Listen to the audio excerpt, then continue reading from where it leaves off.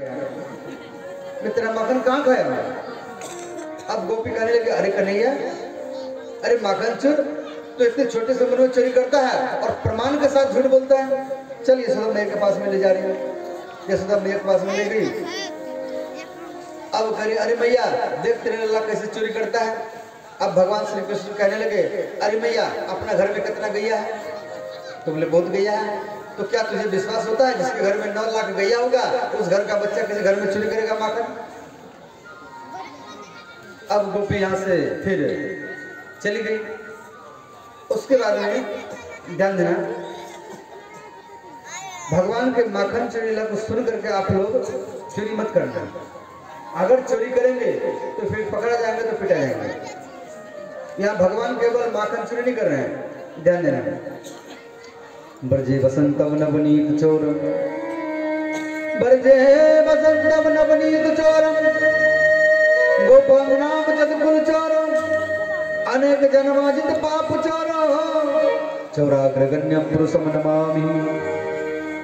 यहाँ क्या कहा जा रहा है श्लोक में? ब्रजे वसंतम नवनीत चोरम। नवनीत का अर्थ क्या है? माखन। तो गोपियां अपने मन से बाल कृष्ण अपने घर में बुलाते थे।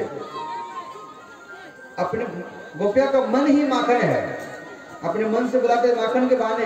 कन्हैया मेरे घर में आए माखन खाने के लिए, दर्शन करने के लिए। तो यहाँ पर गोपी बाल कृष्ण का दर्शन तो पहले माखन खिलाने के लिए बुलाए अपने घर में। इससे भी जब बाल कृष्ण नहीं आने लगा, चोरी का आरोप लगने लगा बाल कृष्ण के ऊपर में, तो बाल कृष्ण क्या किया, जाने नहीं लगे। अब नहीं जाने लगा किसी घर में। उसके बाद में गोपियां बहाना ढूंढने लगी, अब कैसे कन्हैया का दर्शन हो। तो एक गोपी गोबर के बहाने से यशोदा मैया के घर में आई। अब यशोदा मैया को बोली, अरे मैया हमें थोड़ी सी कंडा चाहिए, मैंने गोबर चाहिए। तो कहा जा ले जा। अब गोपी क्या की, इतना गोबर टोकरी में कठोता में भर ली, अब उठा नहीं पा रही। अब गोपी कह रहे, लल्ला थोड़ा सा ये कंडा मेरे सिर के ऊपर उठा दो। तो बालकृष्ण ने फिर आकर के उठा दिया। उसके बाद फिर कंडा रख करके फिर आ गई। तो बोले, अरे मैया थोड़ा सा कंडा चाहिए। तो जा लेकर के जा। अब फिर गोपी कंडा भर ली, अब वो उठा नहीं पा रही है। फिर गोपी कह रहे, अरे कन्हैया थोड़ा जल्दी आइयो। तो बालकृष्ण बोला, अरे क्या बात है? तो अभी तो कंडा लेकर गई थी। बोले, अरे लल्ला भगवान का दर्शन कर लें। और भगवान सबके घर में चोरी करने के लिए जाते थे। यहाँ कहा जा रहा है, ब्रजे वसंतम नवनीत चोरम, चौराग्रगण्यम चतुर्कुल चोरम, अनेक जन्माजित पाप चोरम। भगवान यहाँ माखन चोरी करने के लिए जाते थे।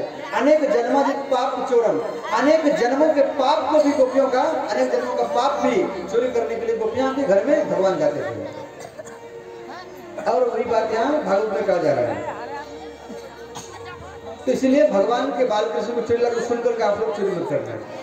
भगवान केवल माखन चोरी करने के नहीं जाते थे, उनके गोपियों के पापों को चोरी करेगा। वो भी एक जन्म के नहीं है, अनेक जन्माजित पाप चोरम, अनेक जन्मों के पाप को भी भगवान चोरी करने के लिए जाते थे।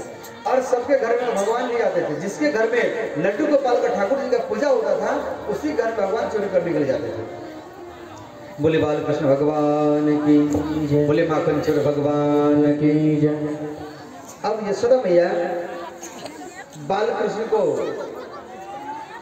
माखन का कटोरा देकर के और घर का काम कर रही है। तो खेलते खेलते बाल कृष्ण क्या किया, छोटे छोटे बच्चों के साथ में खेल रहे हैं, एक मिट्टी का ढेला भगवान मुख में दबा लिए। तो भगवान के जैसे राधा के 8 सखी है, ऐसे भगवान के 8 सखा है। तो सखा क्या नाम है? मनसुखा, तनसुखा।